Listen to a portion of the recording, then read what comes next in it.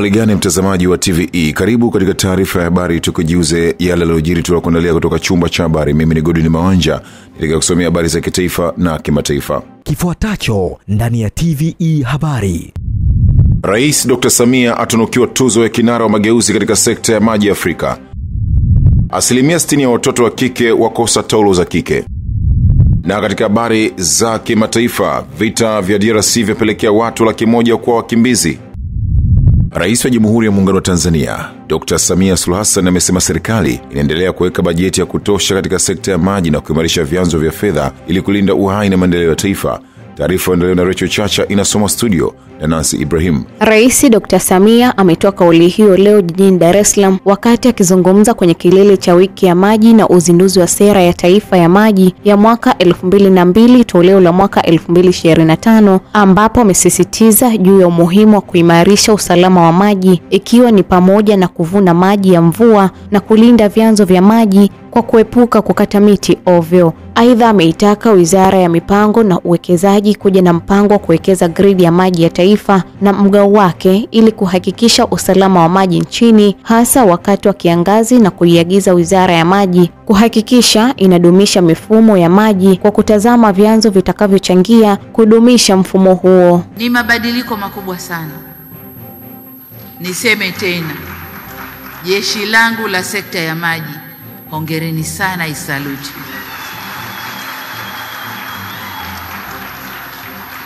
Nakumbuka utendaji wa Wizara ya Maji kule nyuma, na sasa mlivyobadilika na mnavyoipeleka sekta ya maji nchini.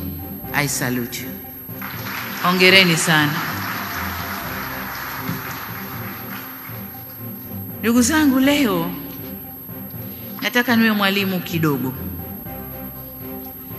Kuna watu wamesema kwamba pasipo na maji, au ni useme ule usemi wote, wanasema no water, no life, no blue, no green, na mimi nikaweka no nation.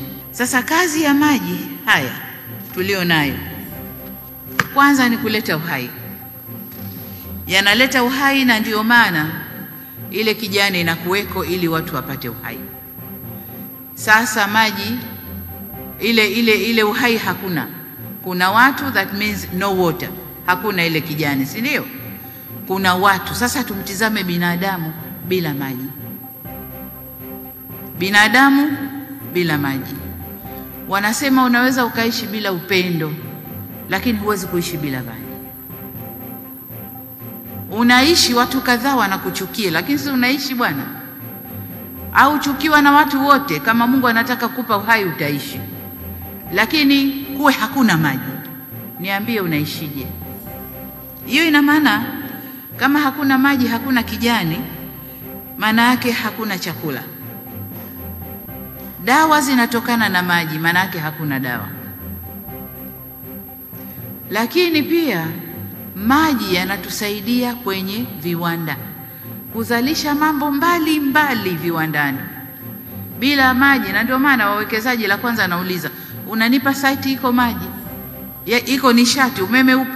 Kama hakuna, mimi sendi uko nitafutie eneo jingine. Aidha, ameeleza kwamba serikali imefanikiwa kwa kiwango kikubwa kufikisha maji safi na salama kwa wananchi, ambapo kwa upande wa vijijini maji hao yamefika kwa 83%, huku mijini ikiwa ni zaidi ya 95%, na miradi mingine ikiwa inaendelea kutekelezwa. Kwa upande wake, Waziri wa Maji Jumaa amebainisha kwamba sera ya taifa ya maji ya mwaka 2002 toleo la 2025 imelenga kuhakikisha kila eneo la nchi linafikiwa na huduma ya maji safi na salama kwa kuwekeza katika miundombinu bora ya maji yenye uhakika. Kama sekta ya maji ni ndege, Mheshimiwa Rais, wewe ndio rubani wa wizara yetu ya maji.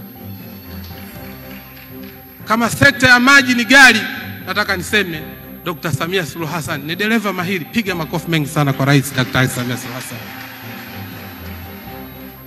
Umetusaidia, maelekezo yako ya reform zako zote 4 sisi tumezitekeleza kwa vitendo. Mheshimiwa Rais, tulikuwa na changamoto ya makazi ya watumishi wetu. Sisi malengo yetu yakawa tukasema pamoja ya taasisi ya serikali, lakini tuwe na mawazo ya private sector Mheshimiwa Rais, umetufanyia matendo ya wema kabisa. Leo ukienda Dodoma na maeneo mengine, watumishi wetu wapo katika mazingira mazuri. Tulikuwa na changamoto ya ufinyu wa bajeti, ndio ulikuwa wimbo katika Wizara ya Maji. Ipo miradi ilijengwa tangu mwaka 1974 haijawahi kukamilika kwa sababu ya ufinyu wa bajeti. Ulituongezea bajeti. Leo ukienda Mugumu, Serengeti, miradi ambayo tangu miaka 70 leo umeikwamua. Piga makofi mengi sana kwa Mheshimiwa Rais. Katika kilele cha wiki ya maji ya Rais wa Jamhuri ya Muungano wa Tanzania, Dr. Samia Suluhu Hassan amepewa tuzo ya kuwa kinara wa mageuzi katika sekta ya maji Afrika iliyotolewa na taasisi ya Water Aid ya Uingereza. Asante sana Rachel Chacha kwa taarifa hiyo iliyosomwa studio na Nancy Ibrahim. Kaya 10 katika kijiji cha Mtakuja, kata ya Mabogini, wilaya Moshi, mkoani Kilimanjaro zimekosa makazi kufuatia mvua kubwa iliyoambatana na upepo mkali kuizua mapaa ya nyumba 100 pamoja na madarasa ya shule 4 za serikali na binafsi. Mwanahabari wetu Fina Limo kutoka mkoani Kilimanjaro anatuarifu zaidi. Akizungumza mara baada ya kutembelea wahanga hao, mwenyekiti wa halmashauri ya Moshi Morris Makoi amesema tathmini ya ukubwa wa tatizo unatakiwa kufanyika kwa haraka ili kuwezesha kuwapatia msaada wahanga wa majanga hayo. Amewataka wadau wa maendeleo kutoa msaada wa haraka wa mahitaji muhimu ya kibinadamu ili kuwasitiri wananchi hao ambao kwa sasa hawana makazi, huku wengine wakihifadhiwa kwa majirani. Ambao nimekutana nayo, nilikuwa nauliza historia hapa, nimeambiwa mara ya mwisho ilikuwa 1994 ndio ilionekana upepo wa namna hii huku na mvua, lakini mmempendeza Mungu amependa kurejesha tena, pengine katika hali ya kutupima imani au kutujenga zaidi au kuangalia pia serikali inavyoweza ikawasaidia na kuwakimbilia wananchi wake.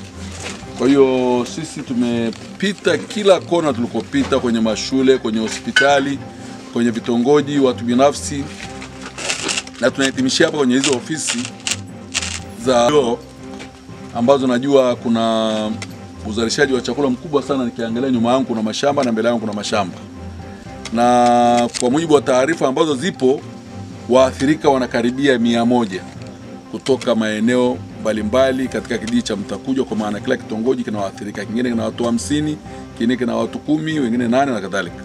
Tumeelekeza ofisi ya mtendaji wa kata washirikiane na mtendaji wa kijiji na viongozi wengine wa vitongoji.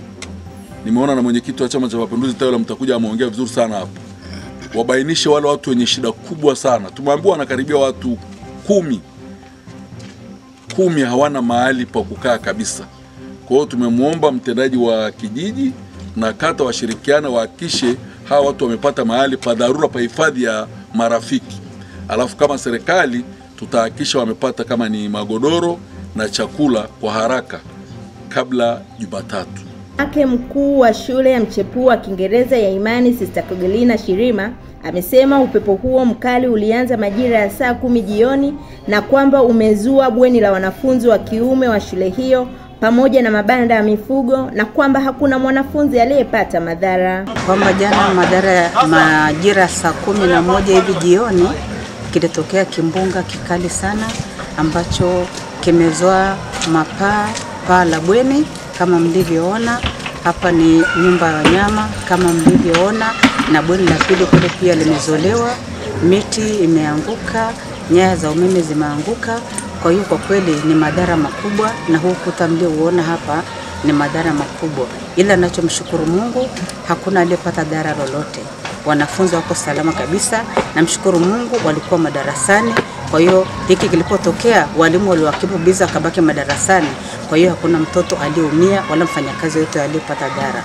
Ndio jambo la pekee na mshukuru Mungu. Wananchi wa kijiji cha Mtakuja wameeleza jinsi mvua na upepo mkali ulivyoharibu mali na miundombinu ya umeme.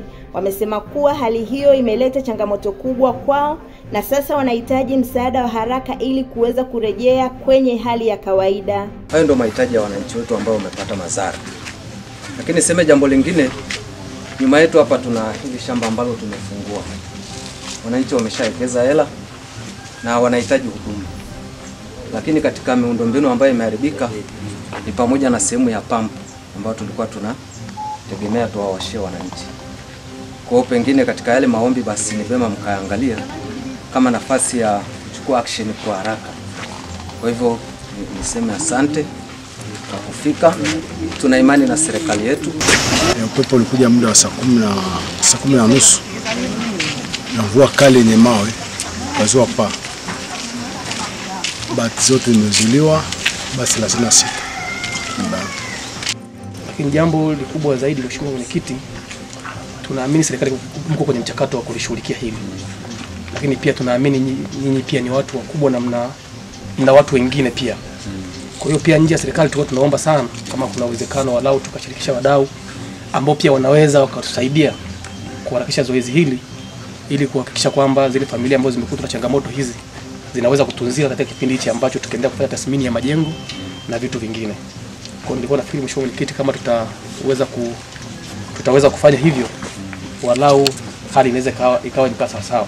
Viongozi wa wilaya ya Moshi wameendelea kutoa wito kwa wadau wa maendeleo, taasisi za serikali na mashirika kutoa msaada wa dharura kwa wahanga ili kuwawezesha kuishi katika mazingira bora na salama, huku wakitambua uharibifu mkubwa wa miundombinu na mali. Asante sana Afina Limo kwa taarifa hiyo tokea hapo Kilimanjaro. Wadau wa maendeleo nchini wametakiwa kuunga mkono juhudi za serikali katika kuboresha miundombinu ya elimu nchini, ikiwa ni pamoja na kuwezesha upatikanaji wa vifaa vya kielektroniki ikiwemo kompyuta ili kuhakikisha kuwa njia za kisasa zinatumika katika kujifunza na kufundishia. Tuungane naye Nancy Ibrahim kwa taarifa hiyo. Rai hiyo imetolewa na mkuu wa shule ya sekondari Aboudi Jumbe iliyopo Kigamboni jijini Dar es Salaam, Michael Malifimbo, wakati akizungumza na waandishi wa habari kuhusiana na mradi wa Nasoma unaotekelezwa na shirika lisilo la kiserikali la Kamara Education Tanzania, wenye lengo la kuwezesha shule 15 kila mwaka kupata kompyuta. Changamoto ambazo ziko mbele yetu, bado tunahitaji kompyuta nyingi. Kwa mfano, kwa sababu form 1 wanaoanza mwaka huu ni mtaala mpya, na huu mtaala mpya unahitaji wanafunzi kutumia sana hii teknolojia ya kompyuta. Kwa hiyo bado tunahitaji kompyuta nyingi. Tungekuwa na lebo ya kompyuta nyingi, angalau kompyuta zifike 100, tungeweza kutosheleza hitaji angalau la wanafunzi, kwa na idadi kubwa ya wanafunzi ambao wanatahiniwa kidato cha 4 somo la computer science.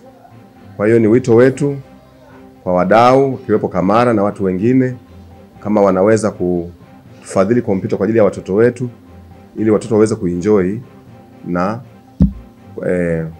katika swala zima la kusoma. Kwa upande wake, meneja wa operation kutoka shirika la Kamara Godfrey Ezekiel ameeleza kuwa lengo la kuunga mkono juhudi za serikali za kuboresha afua za elimu katika maeneo mbalimbali nchini, na hivyo kusaidia kujenga jamii bora inayoendana na matakwa ya ulimwengu wa teknolojia. Katika kompyuta ambazo tumeziweka shuleni hapa zina maudhui tofauti ya masomo yote kuanzia form 1 mpaka form 6, na mojawapo ya masomo ambayo tuliangalia kwa kina ambayo yalikuwa na changes tangu tulivyoweka kompyuta hizi mwaka jana 2024 January, ambapo kwa masomo ya ICS wanafunzi wamefaulu vizuri, ambapo kwa division 3 nafikiri ziko 2, ila wanafunzi wengi wamefanya vizuri. Na mwanzoni kabla ya kuleta kompyuta hizi shuleni hapa, shule ilikuwa ina kompyuta 2 ambapo wanafunzi walikuwa wanasoma kwa nadharia na ilikuwa ni ngumu wanafunzi kufanya mitihani kwa vitendo. Hivyo kompyuta hizi ambazo tumewasaidia ama tumezidonate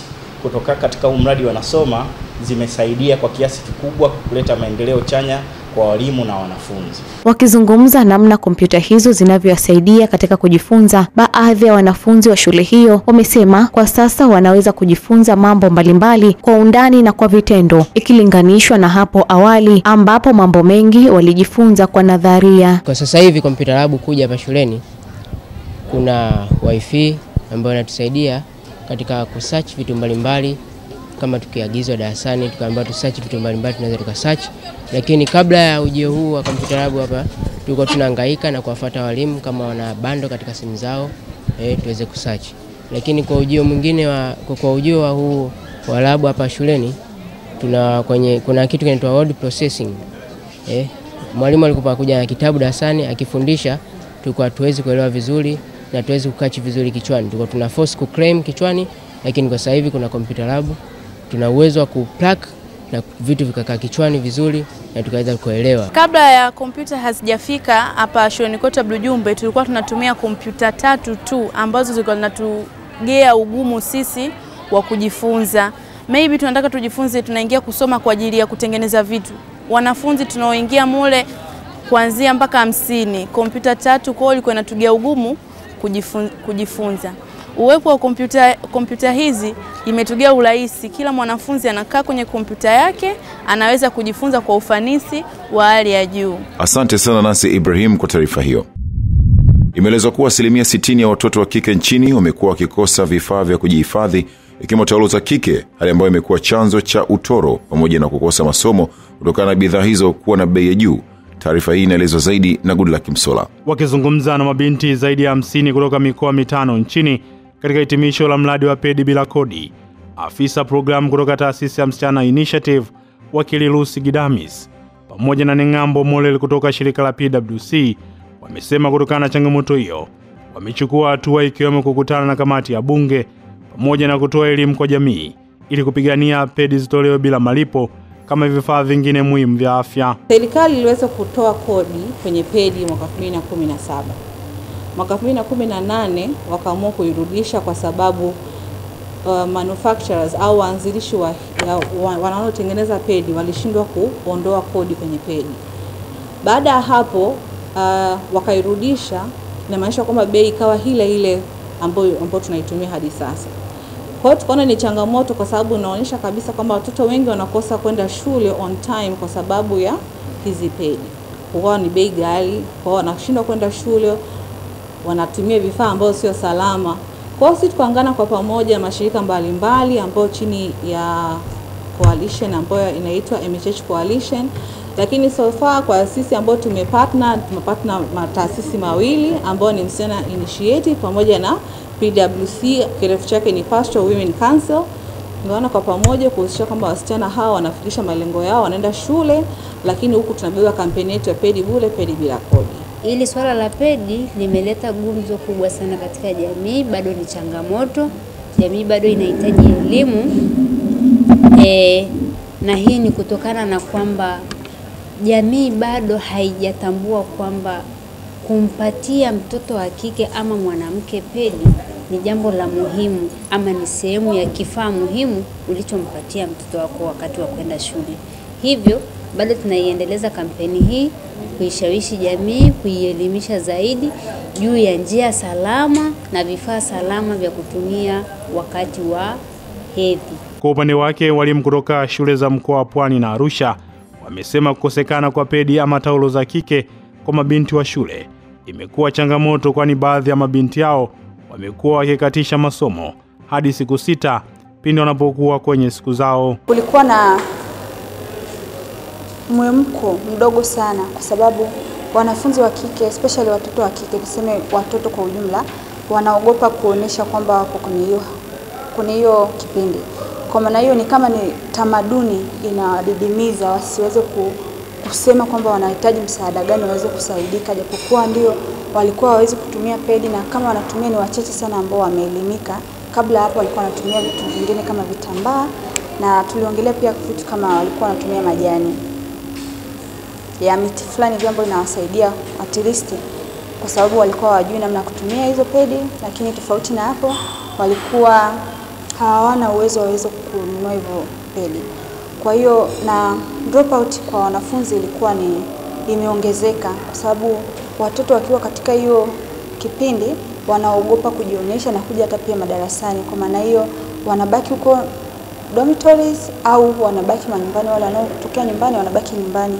Kwa maana hiyo masomo yanakuwa yanaendelea kuwapita na inatokea sehemu ambapo matokeo yakitoka wao wanakuwa kwenye average kidogo sana. Kupitia huu mradi, kupitia elimu iliyotolewa, sasa hivi hata ile utoro shuleni tunasema umepungua. Mwanzoni hawasemi kama tatizo la utoro ni pedi, wanasema tu nilikuwa naumwa, mtoto ajaje shuleni siku 3 siku 4 anasema alikuwa anaumwa. Anaumwa nini? Anasema anaumwa tumbo. Lakini kesi kama hizo kwa kipindi hiki kwa kweli zimepungua sana. Nao baadhi ya mabinti kutoka shule mbalimbali nchini walionufaika na mradi wa pedi bila kodi wamesema kuwepo kwa kodi katika taulo za kike kumekuwa kukiwafanya baadhi yao kujikuta wakiangukia katika mahusiano ya chini ya umri na yasiyo ya lazima ili kupata fedha za kununulia taulo za kike, huku wengine wakilazimika kutumia njia mbadala ambazo ni hatari kwa afya zao. Changamoto zingine ambazo kwa ni nini? Magonjwa. Maana yake sasa vile vitambaa ukitumia muda mrefu vinakuwa ule msuguano, vinasababisha michubuko kule sehemu za siri, kwa inakuwa ni changamoto pia. Tunakuwa na michubuko, miwasho, mipangasi. Kwa hiyo sasa baada ya hii elimu tuliyoitoa kuhusu masuala ya pedi, tunashukuru wazazi, walimu pamoja na wanajamii wametuelewa vizuri. Sasa hivi pedi shuleni ziko, wanafunzi tuwapewa bure. Pia huku kijijini wazazi wamekuwa ni wepesi. Ukimwomba mzazi hela ya pedi anakupatia kiurahisi. Hakuna changamoto tena ya pedi ambazo tunakumbana nazo. Tunatakiwa kutambua kwamba mwanamke kwa katika siku zake sio maamuzi yake, bali ni maumbo namna Mungu alivyotuumba, kwa hiyo hawastahili kulaumiwa. Kwa hiyo wanawake kwa hivyo ni masuala ya kimaumbile au namna tu Mungu alivyowaumba. Kwa hiyo unakuta wanafunzi wanapokuwa katika hali kama hiyo, unakuta wengine wahudhurii vipindi kwa sababu kwanza anashindwa kujiamini au anaogopa ile kuaibika mbele ya wanafunzi wenzake. Kwa kama ni shule zile za boarding, inabidi tu akae domni na anadoji vipindi. Unakuta hata walimu wanaanza kumkariri kwamba huyu mwanafunzi kila siku hudhurii vipindi, anaanza kuitwa majina mabaya, so na yeye inampelekea hata kuacha shule kabisa. Mradi wa pedi bila kodi umekuwa ukitekelezwa nchini kupitia taasisi ya Msichana Initiative pamoja na shirika la PWC kwa kipindi cha miaka 5 ili kufikia malengo ya kuwezesha wanafunzi ama watoto wa kike kupata pedi bila malipo ama kwa gharama nafuu, ambapo umetekelezwa katika mikoa 5 ikiwemo Tabora, Dodoma, Pwani, Dar es Salaam pamoja na mkoa wa Arusha. Asante sana Goodluck Msola kwa taarifa hiyo. Shirika lisilo la kiserikali la Great Hope Foundation limewakutanisha wanafunzi kutoka shule mbalimbali za sekondari za mikoa Dar es Salaam na Pwani kwa lengo la kuwajengea uwezo wa kujiajiri pindi wanapomaliza shule badala ya kutegemea ajira pekee. Nancy Ibrahim anaeleza zaidi. Akizungumza leo jijini Dar es Salaam, mkurugenzi wa Great Hope Foundation Noelle Mahuvi amesema shirika hilo linaendesha mradi wa Uwezo Awards ambao ulianzishwa mwaka 2016 na sasa limetimiza miaka 10 ya mafanikio. Umeendelea kukua na kuanzisha miradi 4 tofauti inayolenga kuwawezesha vijana kiuchumi. Mwaka jana tulifanya Uwezo Festival ambapo wanafunzi walishinda kwenye miradi ya Uwezo Award na Uwezo Bonanza. Tukawaahidi zawadi za aina mbalimbali. Kwa leo tumekuja kuwakabidhi zawadi zao, kuwapa motisha na kuwahamasisha kwamba waendelee kujifunza kwa bidii, waendelee kutumia kazi za nje ya darasa na miradi kama ya Uwezo. Lakini hili halikuwa rahisi kwa sababu kama mnavyofahamu, kazi za nje ya darasa si kitu ambacho kinapewa mkazo sana na shule nyingi. Kwa hiyo imekuwa kupeleka mradi mashuleni, wakati mwingine wanafunzi hawana muda wa kufanya, wakati mwingine walimu wanapitia changamoto kwa sababu ratiba zinakuwa zimebana, wakati mwingine wanafunzi wanapenda kufanya lakini ratiba za darasani haziwaruhusu. Kwa hiyo kumekuwa na changamoto nyingi, lakini tunamshukuru Mungu kwamba pamoja na changamoto hizo zote tumeweza kufanya kazi na wanafunzi hao wakati ambavyo iliwezekana kwa mkoa wa Dar es Salaam na mkoa wa Pwani. Kwa mujibu wa Mahuvi, tangu kuanzishwa kwake mradi huo umefanya kazi kwa wanafunzi 6700 kutoka shule 1300, hatua inayosaidia kuandaa vijana kwa maisha ya baada ya shule. Kwa upande wake, mwalimu wa shule ya sekondari Bagamoyo, Meshaki Fabian, amesema wanafunzi wa shule hiyo wamenufaika na mradi wa Uwezo kwa kupata maarifa, ujasiriamali na ujuzi wa maisha ambao haupatikani darasani. Wanafunzi kupitia mradi wa Uwezo program, wanafunzi wamenufaika kupata maarifa ya ujasiriamali na ujuzi ambao haupatikani darasani moja kwa moja. Kile ambacho nilishiriki katika hii miradi, niliweza kujifunza jambo moja kubwa sana ambalo limenisaidia hadi sasa, na ni uwezo wa kuweza kuwasilisha nilicho nacho kwa watu wengine, lakini pia kikawasaidia kupata matokeo yale ambayo yatakuwa ni endelevu kwao. Mimi binafsi nimeshiriki katika fashion and designing na kiukweli niweza kuibuka mshindi wa kwanza kwenye fashion designing. Kuna manufaa mbalimbali ambayo unaweza kupata ukishiriki Uwezo Bonanza. Cha kwanza, unajenga unity na connection na watu mbalimbali. Nilivyoshiriki pale Uwezo Festival, niliweza kujenga connection kupitia uwezo wangu wa kushiriki fashion design na watu wengine ambao wanaweza kufanya hicho kitu na mimi kupata ubunifu mbalimbali na idea nyingi. Mradi wa Uwezo Awards unaendelea kuwa chachu ya mabadiliko kwa vijana, ukiwapa maarifa na mbinu za kuwa wabunifu na kujiajiri kwa ufanisi. Asante sana Nancy Ibrahim kwa taarifa hiyo. Wakazi wa mkoa wa Dodoma wamehimizwa kupanda miti kwa wingi ili kutunza mazingira, hatua inayochangia kuwepo kwa mazingira safi, salama na bora na endelevu hii ni sehemu ya wajibu wa jamii katika kulinda mazingira kwa kuzingatia haki za binadamu na kizazi kijacho. Mwanahabari wetu kutoka Dodoma, Josephine Kaponya, anafafanua zaidi. Mazingira ni muhimu katika mkakati wa maendeleo kwa sababu ya kuweka uwiano kati ya faida za kiuchumi na kijamii ili kutimiza mahitaji ya binadamu bila kuathiri yale ya vizazi vijavyo. Anatropia Theonesti ambaye ni mbunge na mkurugenzi wa Anglo Junior anaeleza umuhimu wa upandaji miti kwa ajili ya utunzaji wa mazingira. Tumekuwa tukiwaona vijana huko duniani wakipambana kuhakikisha wanahamasisha dunia kurudi kwenye nature, kupunguza hewa ya ukaa, lakini sio zaidi kuangalia biashara, kazi ambazo ni zinalinda au zinajali uoto wa mazingira. Vijana au klabu tunayoizindua leo ndio dira ya Anglo Junior juu ya swala zima la mazingira. Naomba mpeleke message wanahabari kwamba kuna shule inatengeneza machampion. Anglo Junior iko tayari kuandaa wanaharakati wa mazingira watakaosimama pamoja na mabalozi wa mazingira, watakaosimama na serikali kuhakikisha tunatokomeza hewa ukaa na kuleta na kurudisha ustawi wa jamii yetu kupitia mazingira. Mwakilishi wa mkuu wa mkoa wa Dodoma Aziza Mumba anaipongeza shule ya Anglo Junior kupitia mkurugenzi wake kuwa mabalozi wa mazingira mkoani hapa kwa kupanda miti. Tukazani kupanda miti ili kuhakikisha kwamba tunapambana na janga hili la mabadiliko ya tabia nchi. Wakati tutakapoacha kupanda miti, hata chakula mwaka huu itakuwa changamoto. Tuna upungufu karibu wa takriban 50% ya mazao yaliyokuwa yamepandwa mwaka huu kutokana na jua kali ambalo tumelipata. Walimu nao wanaeleza umuhimu wa thamani ya misitu. Jambo la mama ni jambo la toto. Kwa hiyo kwa pamoja tuendelee kuhamasishana Watanzania tutunze rasilimali za misitu kwa ajili ya maendeleo yetu endelevu. Kutokana na hilo, tukaona kwamba ni vyema tukaadhimisha siku hii ya misitu duniani kwa kushirikiana na shule hii ya Anglo Junior kwa ajili ya kupanda miti, na miti tuliofanikiwa kupanda tumepanda miti 260 ambayo katika miti hiyo iko miti ya kivuli na miti ya matunda. Na tunawaeleza miti ina faida mbalimbali kama vile kupunguza joto duniani na kupata vivuli. Kwa hiyo wanafunzi leo wamejifunza kwa vitendo, wao wenyewe wamepanda mti, wameshuhudia na watu mbalimbali wameshirikiana kwa pamoja, kwa hiyo wameweza kutambua umuhimu wa miti.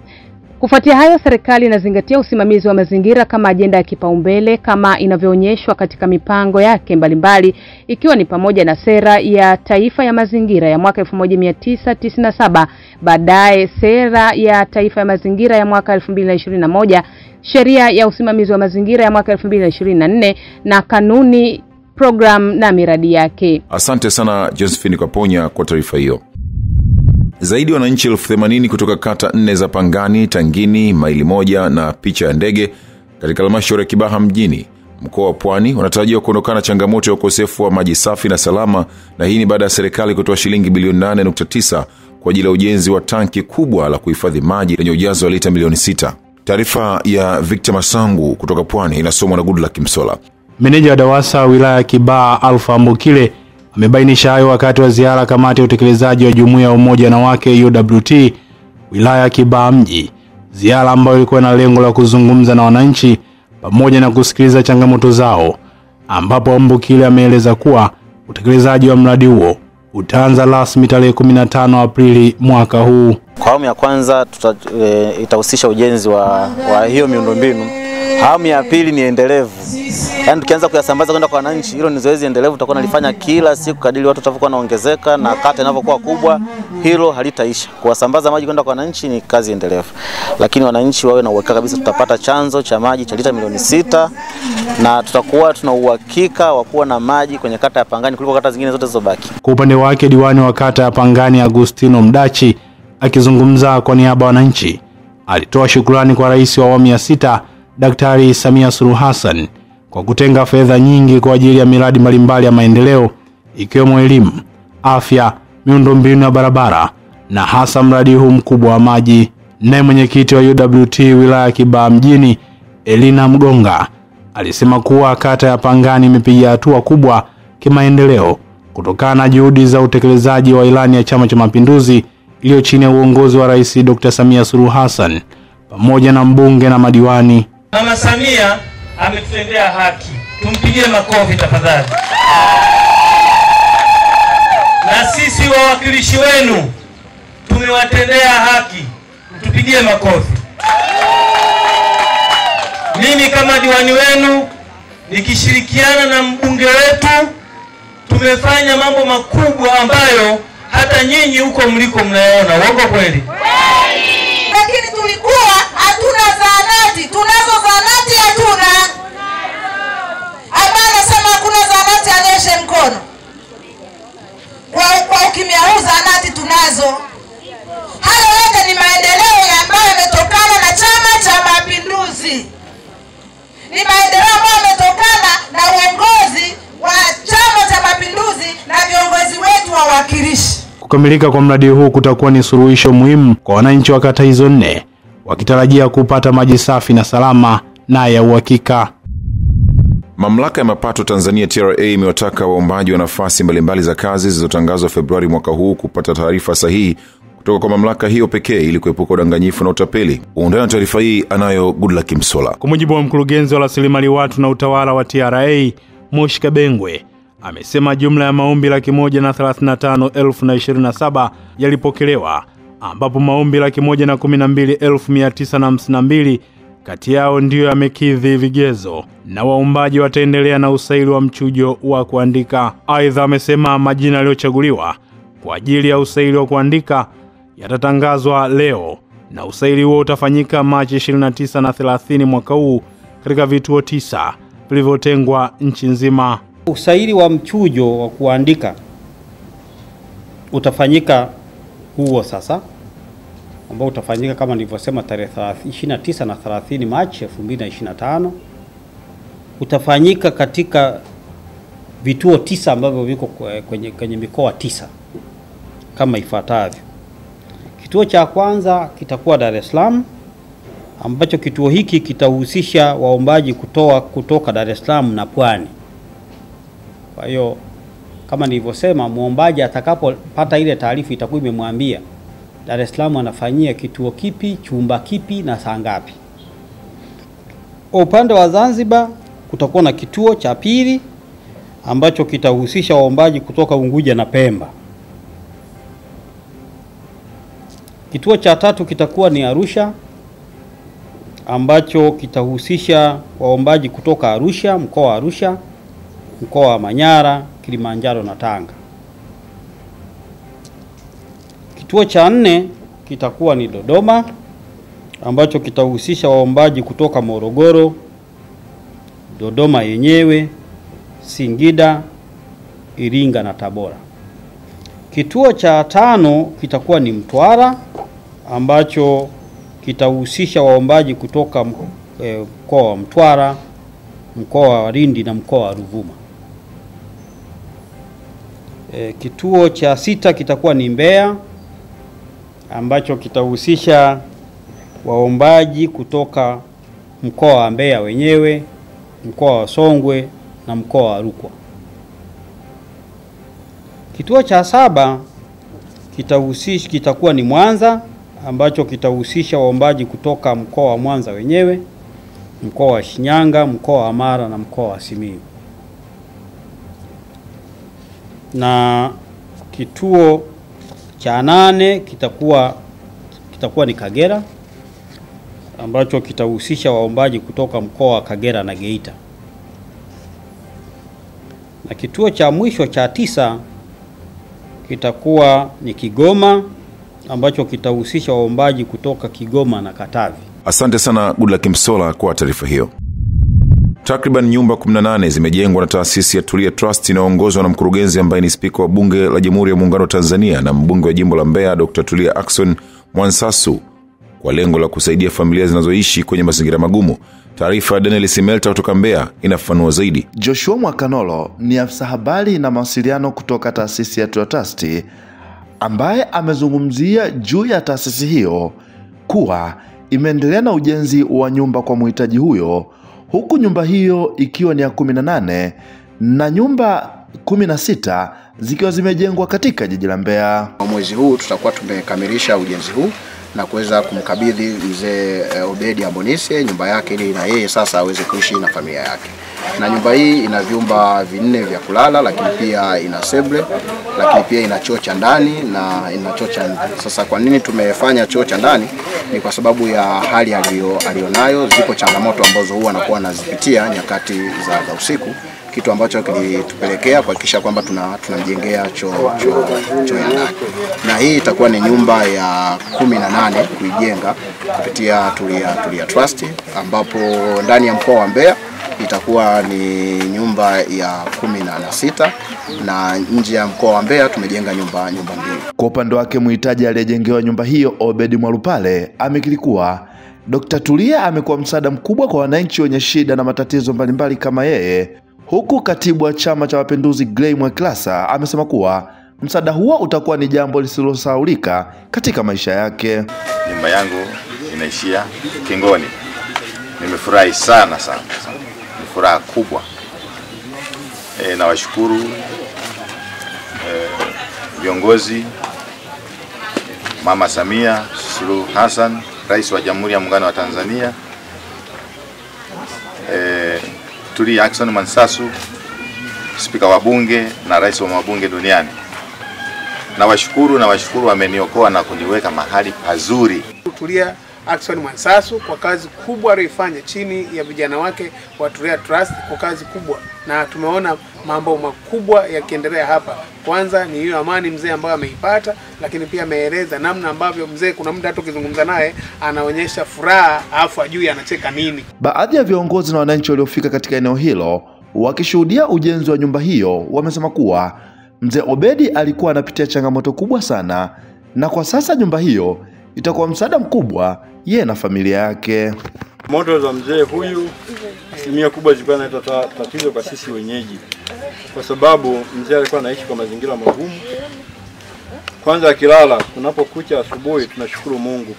Hata sisi majirani tulikuwa tunamwonea huruma kwa sababu alikuwa anapata shida sana alikuwa anapata shida, ila kwa sababu hatakuwa na uwezo wa kwamba tutamsaidia. Nikiripoti kutoka kijiji cha Matema, kata ya Matema, halmashauri ya wilaya ya Kyela, mimi ni Daniel Smelta, TVE Habari. Mtazamaji wa TVE, hii ni taarifa habari na mimi ni Godwin Mawanja. Tupate mapumziko mafupi na kisha tutaendelea na taarifa ya habari. Kifuatacho ndani ya TVE Habari. Vita vya DRC vyapelekea watu 100,000 kuwa wakimbizi.